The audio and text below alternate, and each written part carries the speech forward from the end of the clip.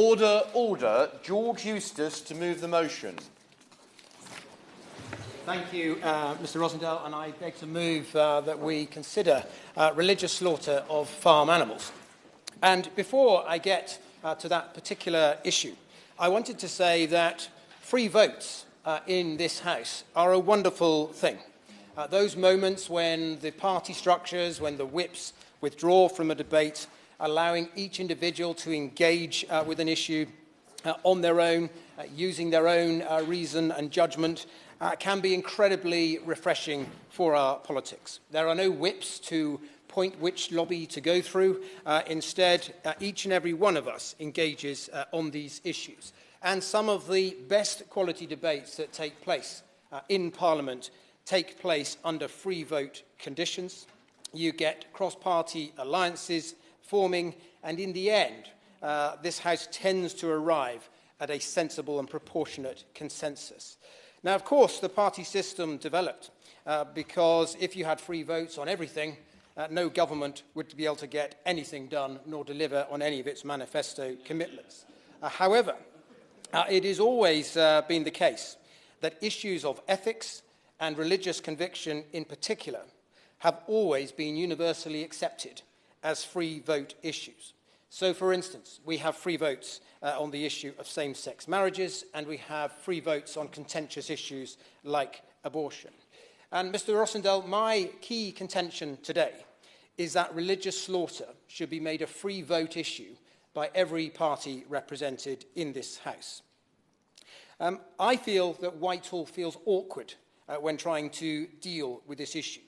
It is a complex issue. They are not quite sure what to recommend to ministers, and I think that governments of all shades have tended to leave this issue in the too difficult to address box and talk themselves into a stance that says now is not the time to deal with this issue. And I believe that if we made this a free vote issue for this House, we would liberate government of that burden of responsibility, but more importantly, we would liberate Parliament to address the issues. I will give way. Beforehand, just to get his thoughts on what he was bringing forward, does the honourable gentleman agree that, for instance, in my old council area of ours, there was an abattoir. The abattoir carried out some of the ritual killing, the stun, etc., and it seemed to, it did, it created jobs, it created stability. There was a system in place, and it seemed to be acceptable. Is the honourable gentleman looking for changes in the methodology of killing, or is he wanting to stop it entirely? Well, I'm going to go on later to advocate a whole package of measures that we could do to improve our law, having looked at this in some depth. I personally would stop short of banning it altogether, but I do think there are major improvements that we could make, and I'll come on to them. And the history of the current derogation we have is a long one. The first regulations that were introduced to govern the abattoirs and the humane treatment of animals in abattoirs was introduced in 1875 through the Public Health Act. That said that all animals should be effectually stunned. In 1904, there was a committee of the Admiralty that considered in some depth the right methods of slaughter to deliver humane outcomes for animals. And that 1904 committee recommended that, without exception, all animals should be stunned. However, subsequently, the local government board issued a circular drawing on that advice from the 1904 report, and they recommended that, as a general rule, all animals should be stunned prior to slaughter, but it created what has become a long-standing religious derogation for Jewish and Muslim communities. I will be brief. Declare an interest, members' interest in the industry. Would he agree that in the Food Standard Agency report in 2017, it revealed that 84% of slaughtered animals, halal slaughter, were stunned prior to before they were slaughtered? So it means that if production, the speed of production is important, they will stun them.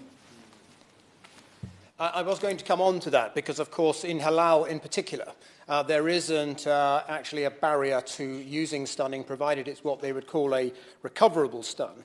But that same FSA report, I have to say, did very worryingly reveal that 25% of all sheep slaughtered in the UK today are actually slaughtered without stunning. And that is an alarming rise that is difficult, frankly, to explain. Our laws were formalised in 1933 through the Slaughter of Animals Act, where again the exemptions that we have for religious slaughter were maintained. It's evolved at some stages through that, but the current position really hasn't changed very much since 1995. And the principal plank of our current national requirements on religious slaughter mainly revolve around what's called standstill times. And that is to say, in the case of non-stun slaughter of sheep, that sheep cannot be moved until it has lost consciousness, and in any event cannot be moved for at least 20 seconds. In the case of cattle, it cannot be moved for at least 30 seconds, or at least until the animal has lost consciousness. In the case of chickens, the requirement is slightly different.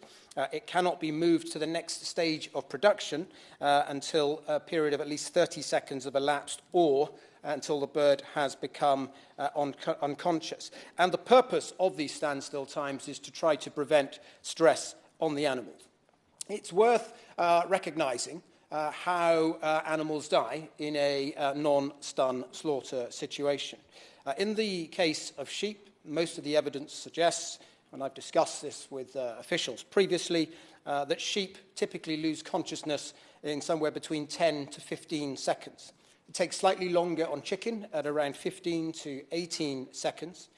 But Mr. Rossendale, the greatest concern always, although they are small in number, is the impact on bovine animals on cattle. And that is because their physiology is complicated by the fact that they have a third artery that goes to the back of the head that continues to supply blood even after the cut has taken place.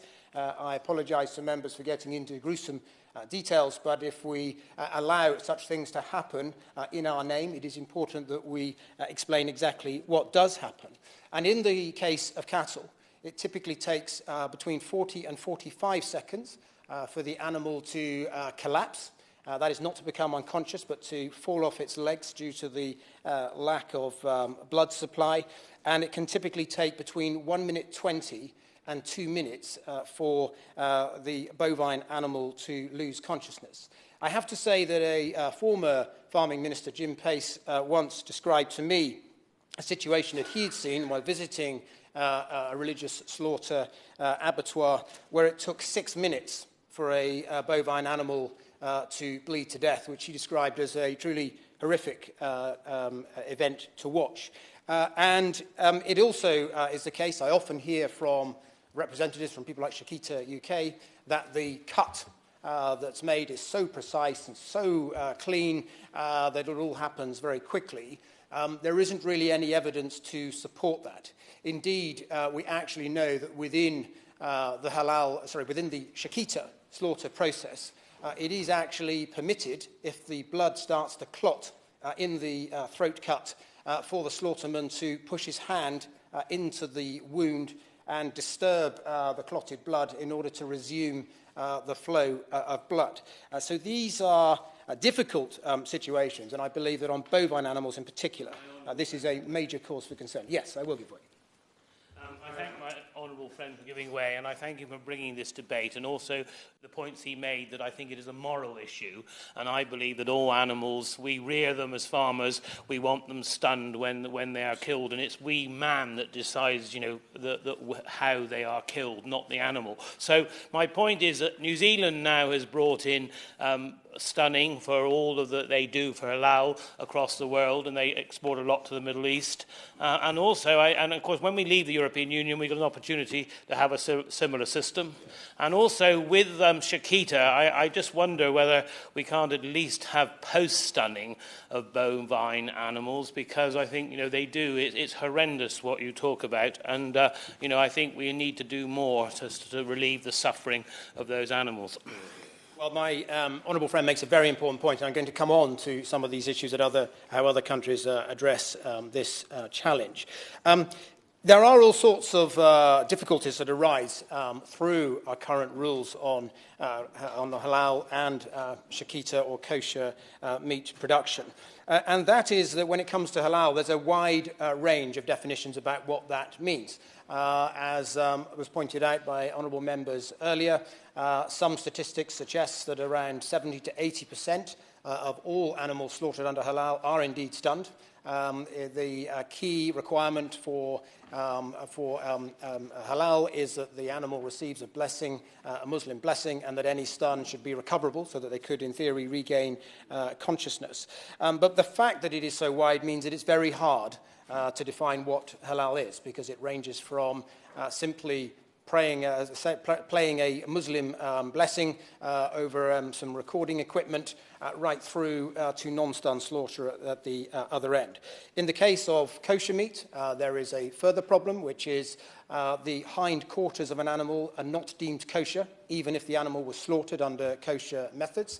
And that means that the rump of cattle and sheep does end up going into the mainstream market, usually the service trade through Smithfield, where unwitting customers in restaurants around London and other parts of the country are buying this meat, not knowing that it had been slaughtered by kosher methods. Yes?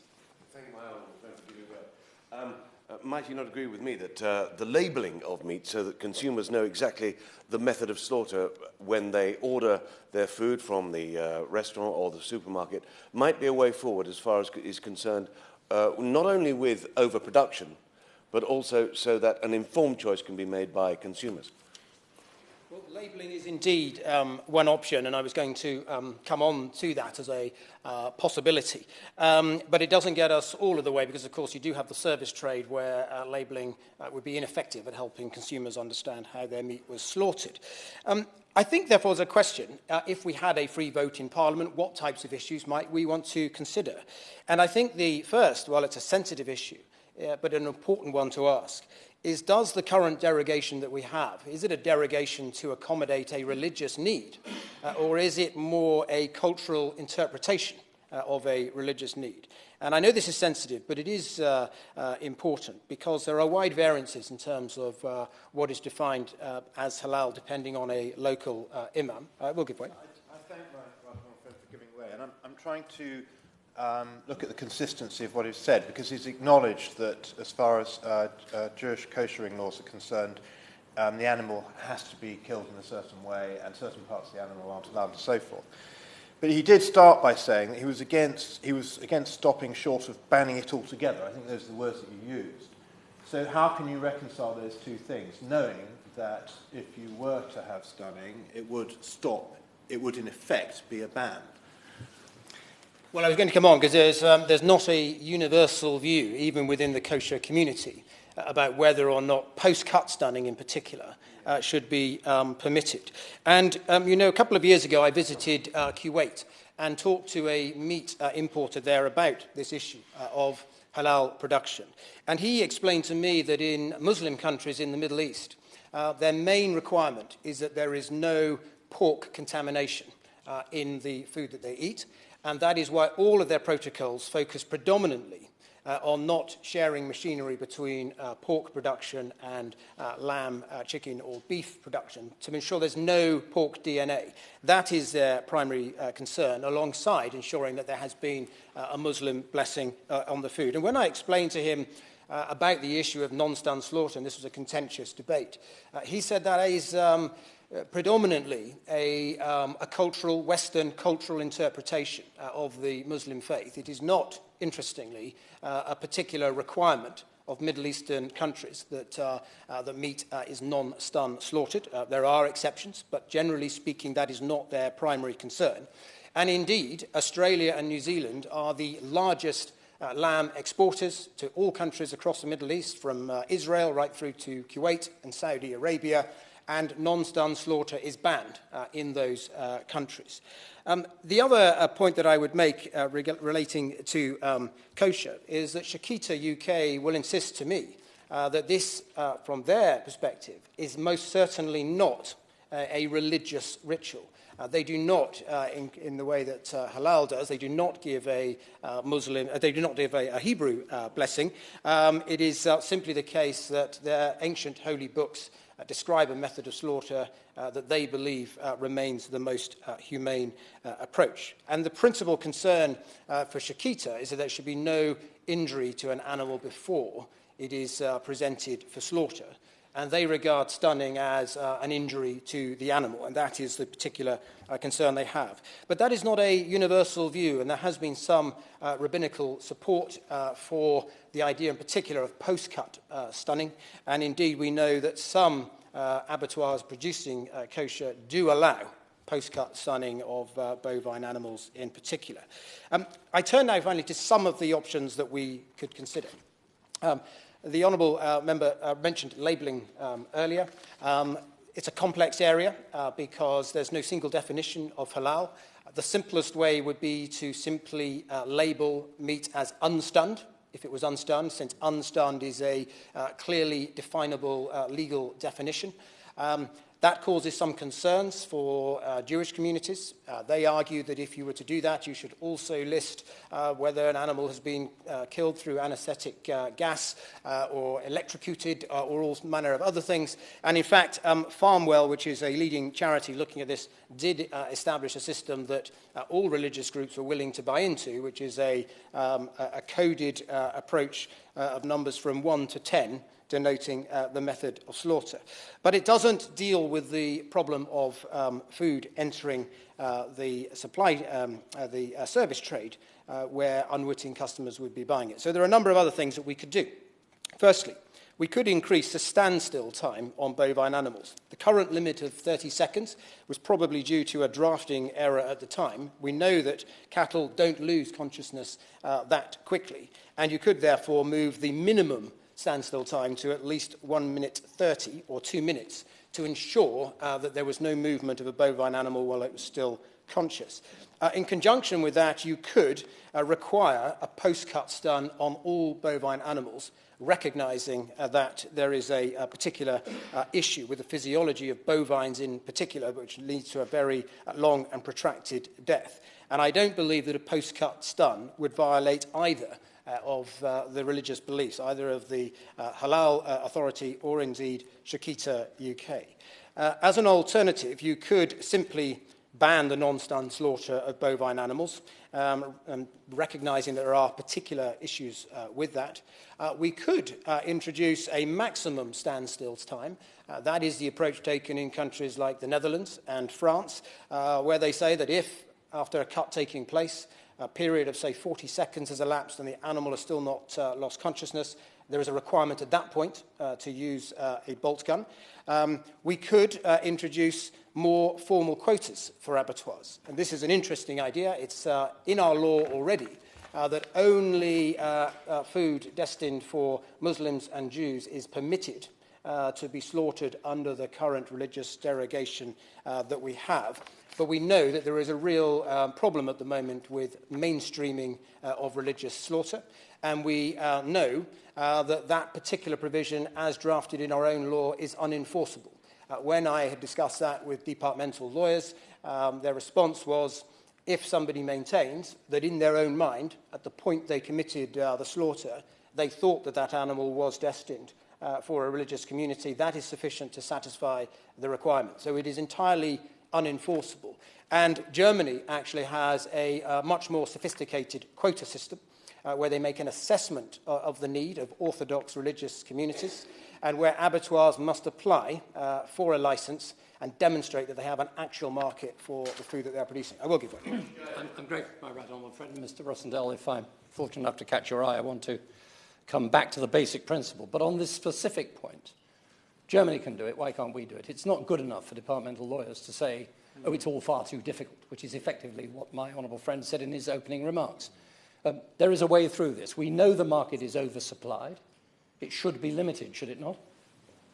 Well, I agree, and I think adopting a German-style model where we basically put in place the measures and the mechanisms necessary to be able to enforce what has always been a facet of our own law since at least 1933 does make a lot of sense, and I think that is probably the easiest option for the government to pursue, given the alarm that there's been about the growth of religious slaughter. And finally, Mr. Rossendale, we could increase the period of time, the standstill time, as it were, on chickens before moving to the next process. I think there is a very real concern at the moment that you have a moving shackle line, typically with chickens, where their throats are cut randomly by people as they go past. What happens if they miss a chicken and it's not been stunned through a water bath and they fail to cut its throat?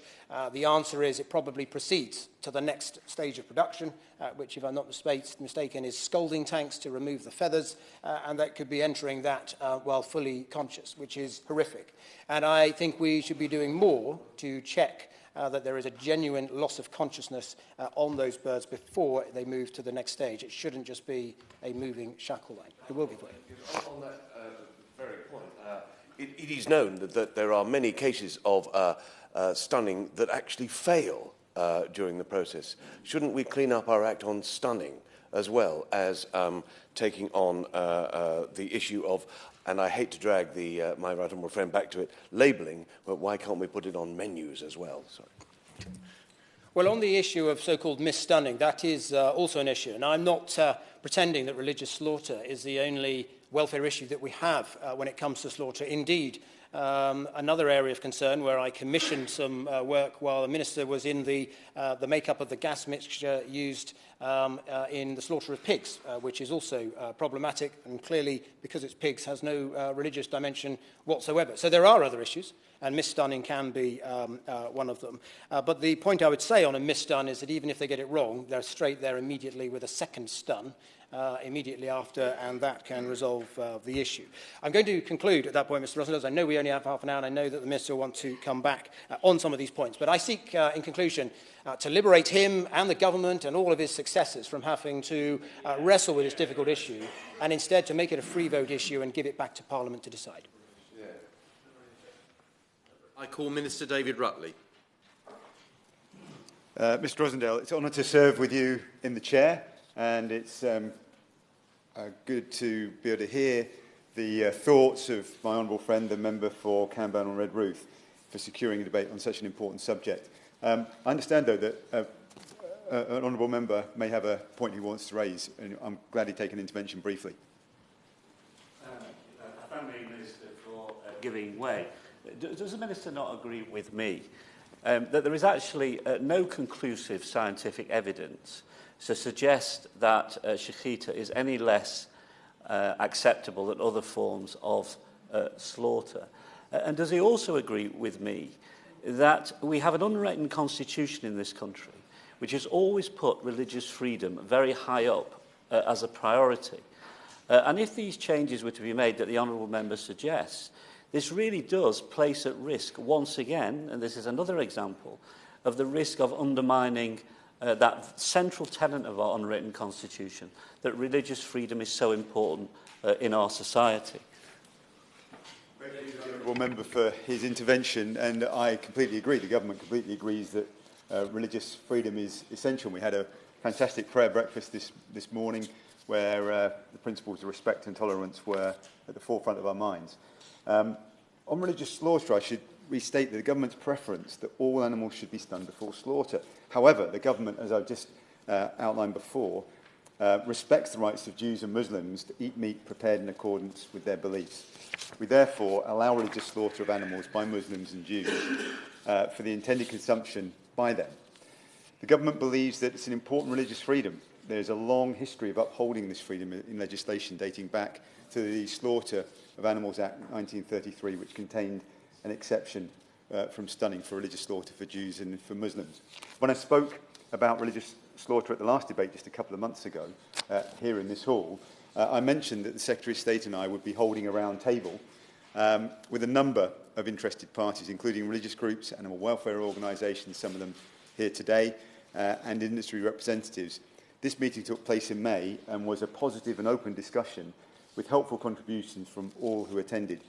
Key issues discussed during that round table were the welfare impacts of different slaughter methods, potential ways of improving consumer information, the scope of a labelling scheme, and halal assurance. Today, and I believe very strongly that the way we make progress, notwithstanding the important contributions that my honourable friend has made, honourable members across the spectrum have made, will be through a round-table, ongoing, constructive dialogue. But I think it's important to remind ourselves today that both EU and domestic regulations which protect the welfare of animals at the time of killing and within legislation, there are additional rules for those animals slaughtered in accordance with the religious rites, specifically for the production of halal and kosher meat.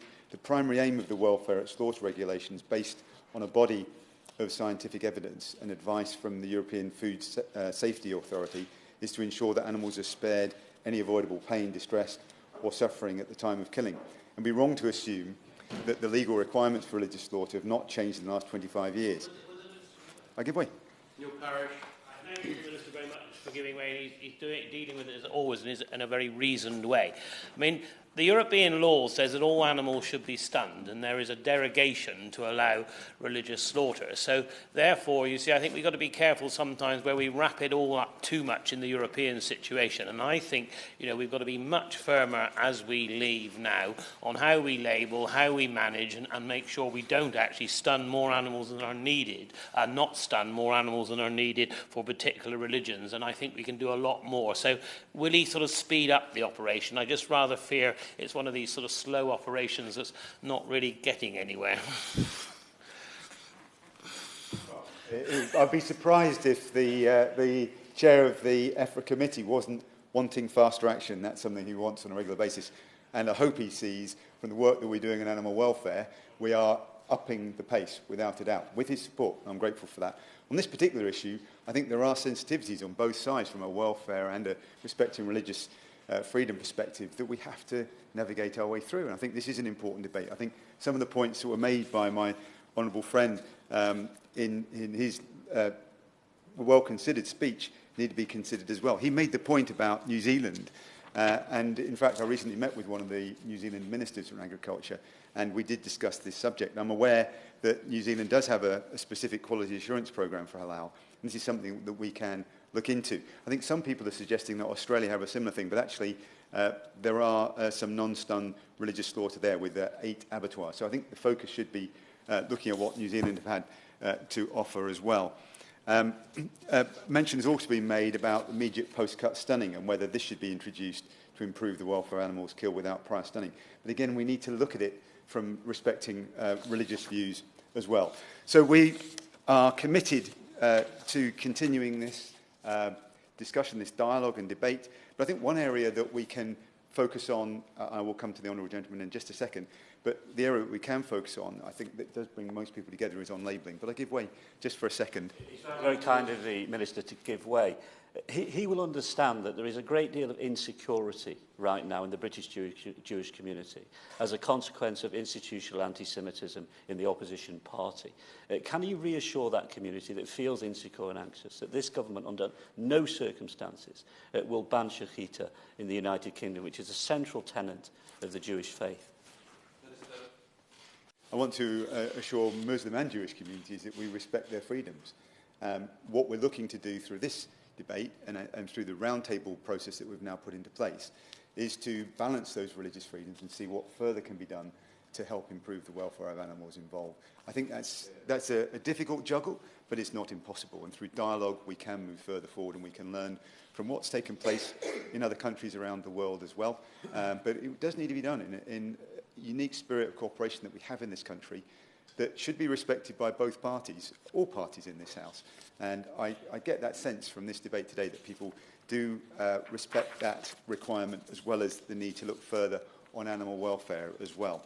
So let me just conclude by saying that I think the way forward is to look at these issues, consider the points being raised by my honourable friend, look at the mechanisms we've got through this roundtable forum that we've created, move that on, and I think the area that we can focus on more is on labelling, and we need to engage with the communities on this, with the industry, and see how we can take this further forward. And I think our exit from the EU will provide an opportunity to do that with more conviction and at greater pace, which I'm sure will please the chair of the EFRA committee. With that, I thank you, Mr Rosendale, for your support with this debate. Thank you. The question is that this House has considered the religious slaughter of farm animals. As many as are of that opinion say aye. To the contrary, no. I think the ayes have it. The ayes have it. Order, order. The sitting is suspended until 2:30 p.m.